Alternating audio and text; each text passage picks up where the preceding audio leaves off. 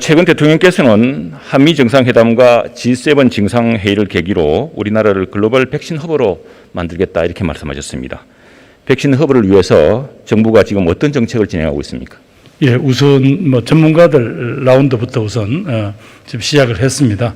그리고 난 뒤에 그 전문가들이 제안하는 여러 가지 다양한 주제에 대해서 또 관련 정부의 역할이 있을 것이고 또 아까 이야기한 다른 또 연구기관인데 이런 부분들 간의 미팅도 있어서 우리 쪽의 기본 어떤 이 짜임새들을 정리하고 있습니다. 예. 잠시 화면 보시겠습니다. 총리님께서 아마 최근에 만나신 분이 저기 계시죠? 크리스 쿤스 상원 의원입니다. 예, 크리스 쿤스 상원. 예. 6월 5일 날 만나셨죠? 예. 이분이 한국을 다녀가신 뒤에 블링컨 국무장관과 상원에서 청문회를 하고 있는 장면입니다. 쿤스 의원은 방한 기간 동안 제조 측면에서 한미 백신 파트너십에 대해서 많은 의견을 나누었다 이렇게 했습니다. 그리고 가감한 백신 외교와 주요 동맹 간 협력을 주문했고 블링컨 장관은 만약 지금의 속도로 갔다가는 2024년까지도 전 세계 70% 접종이 힘들다 때문에 주요 핵심 동맹들과 협력해서 생산 능력을 대폭 높여야겠다 밝혔습니다. 그 면담에서 총리 나누신 대화 좀 소개해 주시죠. 크리스 쿤스 상원의원과. 예, 그분 스스로가 우선 바이든 대통령님의 그 선거구를 물려받은 그 상원의원이라는 또 당당한 소개도 하셨고요. 또 역시 이분들도 방금 의원님께서 소개하신 대로 한미 두 나라가 백신 파트너십을 맺게 한 것이 얼마나 의미 있는 일인가 말씀을 하셨습니다. 그리고 또 한일 관계의 어떤 조금 더 회복에 대해서 말씀을 하셔서 그 문제에 대해서는 우리 정부 입장이 있으니까 저희가 정부 입장을 전달했고요. 전체적으로 이분들은 양국이 기존의 안보 동맹이나 혹은 그런 어떤 주제를 넘어서서 아까 새로운 기술이라든가 반도체 또 이렇게 백신 이런 어떤 논의를 할 수 있는 그런 파트너가 된 데 대해서 대단히 아주 자부심을 느끼는 그런 말씀을 하셨습니다. 네, 그 국회의장도 만나시고 또 총리도 만나시고 야당에서는 저희 박진 의원을 만나셨습니다. 네. 저희 박진 의원과 저는 지난달에 방미해서 이 한미 백신 협력에 대해서 의원 외교를 벌인 바 있습니다. 이 당시에 미국 질병통제예방센터 톰 프리던 전 국장은 한국을 백신 허브 국가로 지정해서 하루라도 빨리 백신 생산에 들어가야 된다라고 이렇게 논의를 했습니다. 지금 미국에서는 아까 청문회에서도 보여줬지만 주요 동맹국가, 특히 한국 같은 주요 동맹국가랑 백신 생산을 협력해서 단순히 병입 생산이 아닙니다. 협력해서 전 세계에 공급할 수 있는 백신을 늘리자 이렇게 하고 있습니다. 그런 이야기 좀 하셨습니까? 그렇게까지 구체적인 이야기는 안 하셨지만 적어도 한국이 그냥 단순히 우리 한국에 쓸 수 있는 그런 어떤 물량이나 이런 차원을 넘어서서 아시아 전체에 대한 어떤 중요한 백신 공급 기진 노릇을 할 수 있겠다는 그런 취지의 발언을 했습니다. 예, 그렇습니다. 이 톰 프리던 전 국장 같은 전문가들은 지금 우리 한미 간에 아마 복지부 장관님 또 질병청장님이나 전문가들은 상당히 논의를 전개하고 있을 것으로 저는 짐작하고 있습니다. 이 mRNA 백신은 바로 모더나와 화이자 같은 백신이죠.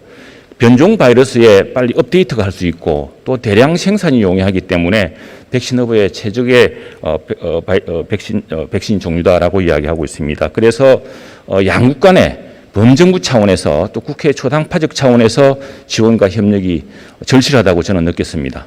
예, 의원님, 이 문제에 대해서는 지난번에 우리 정부 영국 정상회담이 열리기 전에 의원님께서 박진 의원님과 함께 미국을 방문해서 관련 전문가들이라든가 또 한국의 우호적인 여러 인사들을 만나서 이런 한미 협력의 중요성을 다시 한 번 더 말씀해 주시고 특히 미국인들이 좋아하는 바이파티전으로 같은 입장을 밝혀주신 데 대해서 그덕 감사드립니다.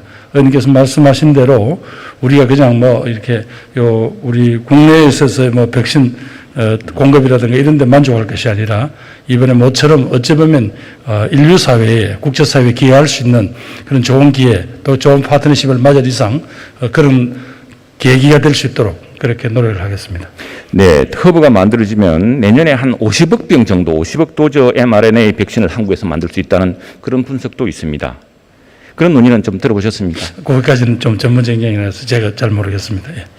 지금 글로벌 백신 허브 논의는 대한민국뿐 아니라 세계 각국과 급속하게 진행되고 있습니다. 자료 보실까요? 지금 이게 유엔 보도자료입니다. 네. 유엔 보도자료인데 세계보건기구가 남아프리카 공화국의 코로나19 백신 허브를 설립한다고 밝혔습니다. 이 저개발국가 개발도상국 기업들에게 코로나19 백신을 생산할 라이센스와 노하우를 제공하고 선진 기술인 mRNA 백신을 남아공을 거점으로 제조한다고 합니다. 이 아니 WHO에서 그런 네네. 제안한 게는 알고 있습니다만 문제는 그랬을 때 지금 결국은 모더나하고 파이자사가 우선 거기를 생산 기지화하겠다. 또 그렇게 됐을 경우에 아마 자신들이 가지고 있는 그 원부자재 그 문제 공급을 어떻게 하겠다 이런 데 대해서는 아직까지 합의가 안 이루어진 걸로 있습니다. 그래 지금 논의 중인 걸로 알고 있습니다. 예. 예, 정부는 올해 약 627억원과 628억, 약 1,300억 원 정도의 코로나19 치료제 백신 개발 지원 예산을 편성했습니다. 어느 정도 집행된지 알고 계십니까? 아직 정확하게는 모르겠습상입니다만 저희들로서는 1상, 2상 초반까지는 저희들이 거의 골고루 지원을 했고요. 아무래도 이제 2상에서 3상으로 넘어가는 단계가 되면 저희들로서는 조금 앞서 있는 곳에다가 조금 더 집중적인 투자를 해야 되지 않겠나 그렇게 판단하고 있습니다. 집행률이 아주 저조합니다. 그래서 이 백신 허브가 되려면은 지금까지의 정부 노력 수준으로는 충분하지가 않습니다. 한때 신규 확진자 최대국가 미국이 이 위기를 극복하고 세계 최고의 백신 국가가 됐던 데는 트럼프 행정부의 워프스피드 작전, 전격 작전이 있었죠.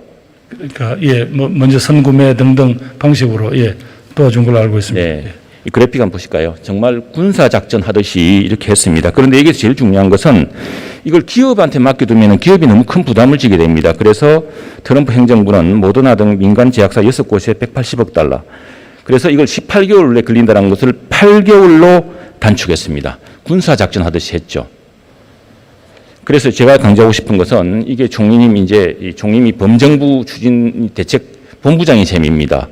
이 백신의 문제가 지금 조금 백신 접종률이 높아졌다고 우리가 조금 안해지는 경향이 없잖아 있습니다. 그래서 궁극적으로 백신에서 완전히 독립하기 위해서는 이 백신 허브로 가지 않으면 안 된다. 그것이 우리 국산 백신을 개발하는 것과 동시에 전 세계를 구제할 수 있는 정도의 백신을 우리가 만들어야 된다라는 그런 각오와 결단을 범정부적으로 추진해 주셔야 됩니다.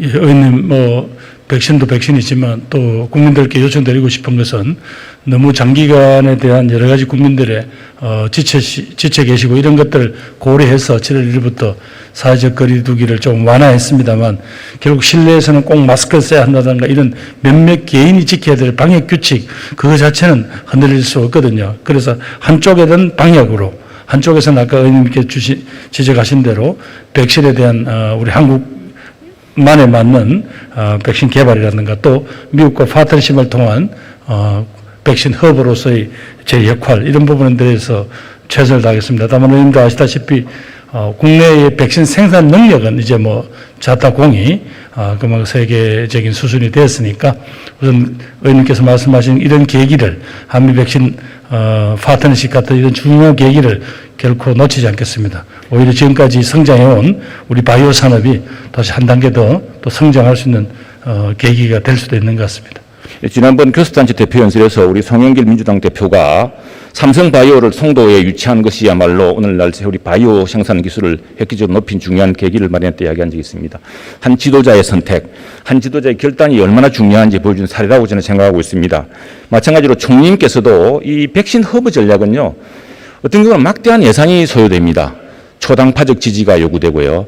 그래서 이것을 어느 부처에 맡겨두면 그 부처는 이 예산의 타당성 뭐니 해가지고 나중에 책임을 걱정하게 됩니다. 그것들이 우리가 백신 구매가 늦어졌던 그 과정을 복귀해보면 드러납니다. 그래서 총리님께서는 이제는 확실한 리더십을 가지고서 백신 허브 전략에 그 구체적인 내용을 좀 상세히 파악하셔서 내년 되면 정말 명실상부한 아시아 백신 허브가 될 수 있도록 진행해 주시기 바랍니다. 예, 이렇게 그런 당당한 정책적 목표를 가지고 각 부처를 또 설득하고 또 지시하도록 그렇게 하겠습니다. 예. 참고로 저희도 국회에서 민주당의 양기대 의원과 제가 양당 원내대표에게 국회 백신 허브 구축을 위한 국회 초당파적 특별대책위원회를 구성해 줄 것을 촉구하고 여기에는 많은 여야 의원님들이 함께하고 계십니다. 예, 의원님 그런 노력에 감사드립니다. 예. 네. 총리님 취임하신 뒤로 국민들을 기쁘게 한 장면이 있습니다. 총리님은 언제가 가장 뿌듯했다고 느끼십니까? 기획을 예. 못하겠습니다. 예. 지난 5월 31일 미국의 얀센 백신 101만 도저 지원 사실을 총리님이 발표했을 때입니다. 기억하십니까? 예, 제가 발표는 했는데 그게 지금 잘 모르겠습니다. 예. 그게 정말 단비 같은 소식이었습니다. 이 덕분에 우리는 6월 백신 접종 목표를 6월 중순에 초과 달성할 수 있었습니다. 그리고 2차 접종 없이 얀센은 한 번 맞으면 되는 백신이니까 접종이 최종 완료된 국민의 숫자도 한꺼번에 100만 명이 늘 수가 있었습니다. 저는 백신에 대해서 계속 시종 우리 당에서 이야기해왔듯이 조조익선, 다다익선이라고 생각을 합니다. 물론 정부도 노력하시겠지만 지금 이 노력을 저는 얀센이 왜 처음에 바이든 대통령이 55만 병 이야기했다가 101만 도주로 늘어난 과정에 대해서 총리님 혹시 설명드린 적 있습니까? 정확히는 모르겠습니다만 다만 미국 측에서 아마 여기 주한미군과 같이 협력하는 한국군에 대한 여러 가지 배려다 이렇게 말씀하셨으니까 그렇게 좀 알고 있습니다. 저는. 예. 네, 이건 이제 백신의 유효기간과 관계가 있습니다. 미국도 자국 안보가 중요하기 때문에 했는데 얀센 백신은 이 보존 기간이 3개월밖에 2 내지 8도에서 보관을 못합니다. 그래서 미국의 백신이 넘쳐나고 있어가지고 이 백신을 어떻게 할 것이냐가 미국의 고민이었습니다. 이 기제에 이제 지원 형식으로 동맹국가의 한미 연합 전력을 지원하는 형식으로 해서 101만 도저를 생산하게 됐습니다. 이게 이제 저희가 강조하듯이 왜 지금 백신을 우리 정부가 범정부적으로 노력하면은 지금 계약된 것보다 훨씬 빨리 조달할 수 있다는 예시를 하기 위해서 제가 말씀드리는 겁니다. 글쎄 아마 의원님께서 말씀하신 대로 이번에는 미국 대통령께서 결단을 해 주신 게 아닌가 싶고요. 나머지는 의원도 아시겠지만 이 문제는 철저히 공급자가 주도권을 지을 수밖에 없는 그런 사정. 그래서 모든 계약 내용은 일체 밝혀서는 안 된다라는 그런 어려운 조건, 그건 의원님도 이해하시리라 믿습니다. 그래서 이런 것들을 극복하려면 국내에서 백신 주권이라고 할 만한 그런 국내 개발에 저희들이 좀 더 진력을 해야 되겠다는 생각을 하고 있습니다. 네, 다음 그래픽 보시겠습니다. 지금 정부에 노력하고 있지만, 다음 그래픽입니다. 노력하고 있지만, 다음 그래픽입니다. 지금 보시면은 우리가 백신 접종 속도를 높이다가 최근에 상당히 둔화됐습니다. 어떤 날은 50만 도주 이상 접종하다가 지난 며칠 전에는 3만 도주로 떨어졌죠. 그래서 저렇게 그래픽이 쭉 나오고 있는데, 우리나라가 하루에 접종할 수 있는 백신의 최대치가 어느 정도 되는지 아십니까? 거의 100만 명 정도 되는 걸로 알고 있습니다. 예. 네, 150만이라고 지난번에 총리 대행께서 말씀하신 적이 있습니다. 지금 8월부터는 상당히 많은 백신이 도착하는데 7월 도착 백신은 좀 부족합니다. 그리고 또 이제 2차 접종이 들어가기 때문에 그 부분을 또 남겨둬야 되기 때문에 그런 어려움이 있고요. 특히 저희들 원계획에서 했던 코백스를 통한 그 물량들이 도착을 못하고 있습니다. 거기서 약간의 착오가 생긴 것, 지난번에 또 국민들께도 그 부분에 대해 사과를 드렸습니다. 그래서 얀센의 사회에서 보듯이 백신 유효기간을 잘 파악해서 미국과 협력해보는 방법이 있습니다. 그래픽 한번 보여주시죠. 자, 이게 백신별 보관 조건입니다. 총리님께서는 백신이 유효기간이 있다는 걸 알고 계십니까? 예, 그건 지난번에. 파이자는 어느 정도 될까요?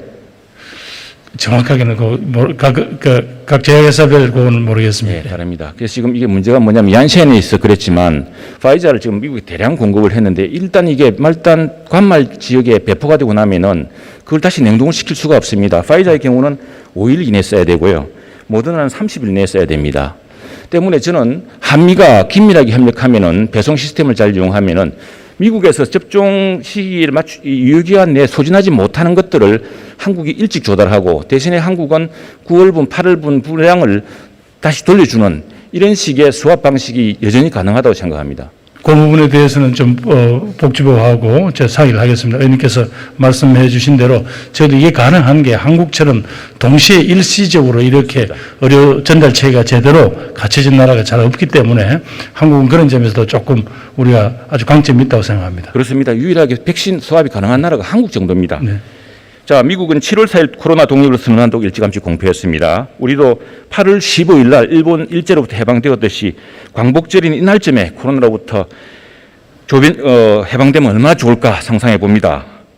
만약 그렇다면 그야말로 제2의 광복이 되겠죠. 그리고 지금 변종 바이러스의 등장, 그리고 여름 휴가철이라는 변수를 미리 관리하기 위해서는 정부가 그런 방식으로 최대한 많은 백신을 조기 조달해서 국민들이 8.15쯤에는 우리도 독립선언을 할 수 있을 정도의 희망을 좀 안겨주시기 부탁드리겠습니다. 예, 의원님 격려 말씀 감사합니다. 하여튼 돌아가서 복지부 또 질병청과 함께 이 문제에 관한 우리들이 할 수 있는 최대의 대응 역량이 뭔지 점검하겠습니다.